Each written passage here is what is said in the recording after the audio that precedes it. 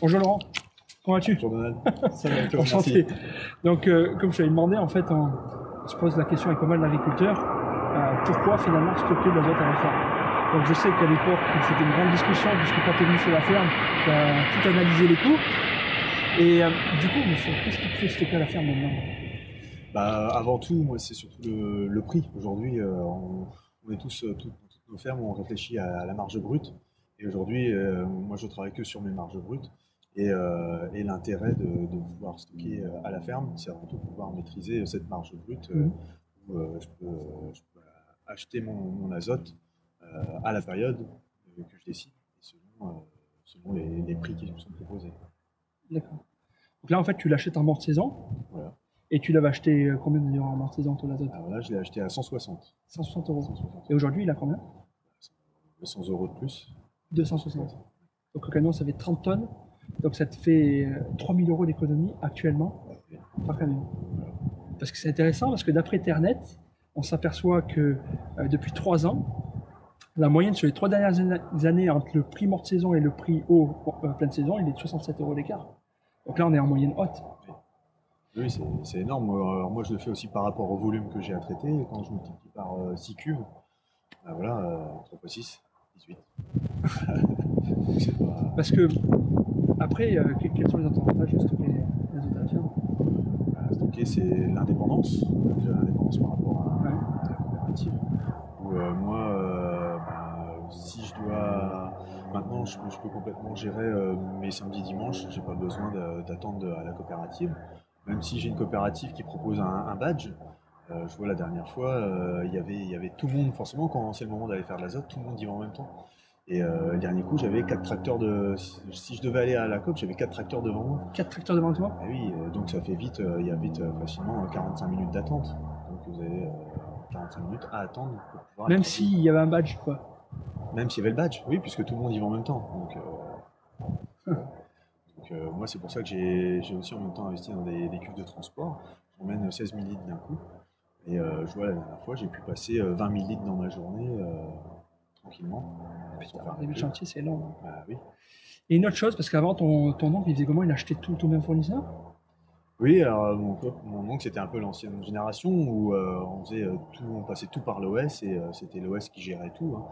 Donc, du coup, c'était un petit peu tu t'occupes de rien, je m'occupe de tout. Et c'était de l'insimplicité. Après, c'était la conjoncture qui était faite comme ça et qui faisait que ça marchait très bien. Maintenant, aujourd'hui, comme tu disais, si on doit rationaliser tout en marge brute, on peut plus faire comme ça. Donc, de se dire on achète au cours du jour à l'instant T, moi je ne conçois plus comme ça. Aujourd'hui j'ai acheté tout mon azote pour 2019. Là je suis serein, les prix ont fortement monté. Maintenant je me positionne déjà sur de la 2020. Je suis déjà en train de regarder 2020 ce qui va se faire. Donc j'ai vraiment j'anticipe.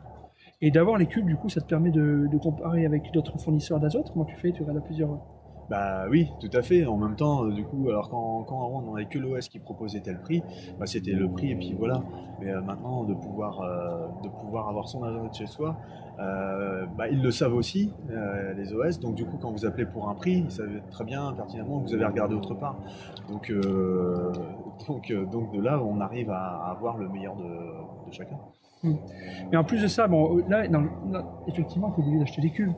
Mais est-ce que tu m'avais dit que tu avais étudié aussi l'impact que ça avait sur l'amortissement, c'est ça?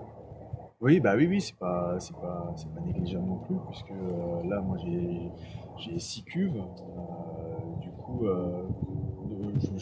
moi, elles seront payées dans 7 ans par l'économie que j'ai faite. Et après, bah, forcément, ça passe dans mes charges. Au lieu d'acheter de l'azote plus cher, ça passe dans mes charges. Intéressant. Et qu'est-ce qui t'a fait acheter ce type de cuve par rapport à ces solutions de stockage, quoi? Oui, j'avais regardé un petit peu. Alors la solution, là, forcément la moins chère, c'était les poches. Les poches souples? Ouais, les poches souples. Et c'est vrai que j'étais vraiment parti pour acheter, hein. Et puis je voulais les positionner dans la cour là-bas. Et puis j'allais faire de la place et tout. Et puis c'était l'hiver, et puis on a eu une tempête. Et j'ai une tôle d'un de mes bâtiments qui s'est décroché et qui est venu se fracasser juste à l'endroit. Elle s'est plantée là où, dans le sable où tu l'as Ouais, là où je voulais la mettre. Donc là, ça t'a converti. Là, je me suis dit, ça risque d'avoir des problèmes. Donc du coup, voilà, alors après, j'ai regardé un petit peu faire de la maçonnerie, puisqu'on bricole, tout le monde bricole dans une ferme, faire la maçonnerie nous-mêmes, et puis ça me revenait vraiment trop cher, c'était beaucoup trop de contraintes. Et c'est vrai que les cuves doubles, comme ça, c'était pour moi la meilleure solution.